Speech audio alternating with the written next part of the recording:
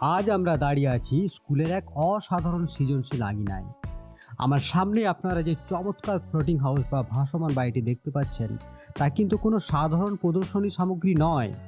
এটি স্কুলের ছাত্রছাত্রীদের কয়েক দিনের অক্লান্ত পরিশ্রম আর নিপুণ কারুকার্যের এক অনন্য ফসল।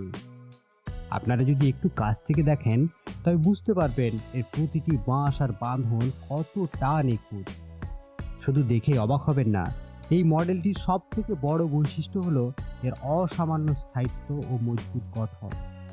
আপনারা বিশ্বাস করবেন কিনা জানি না, এই ক্ষুদে শিল্পীরা বাড়িটিকে এতটাই শক্তিশালী করে তৈরি করেছে যে অনায়াসে 2 থেকে 3 জন এটার ভিতরে চড়ে বসতে পারে।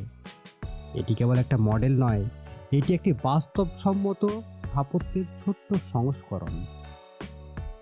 সাধারণত মেলায় আমরা এমন অনেক ঘর দেখি যা কেবল দেখার জন্যই সুন্দর হয়, কিন্তু আমাদের এই ছাত্রছাত্রীরা প্রমাণ করে দিয়েছে যে সঠিক পরিকল্পনা আর একাগ্রতা থাকলে ছোট্ট বয়স থেকেই কতটা বাস্তবধর্মী কাজ করা সম্ভব।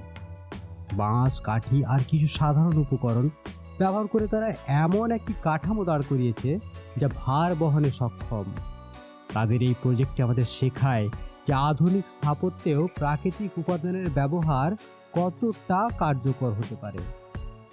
পড়াশোনার গণ্ডি পেরিয়ে যখন শিশুরা এমন সৃজনশীল কাজে নিজেদের নিয়োজিত করে, তখনই তাদের প্রকৃত মেধার বিকাশ ঘটে।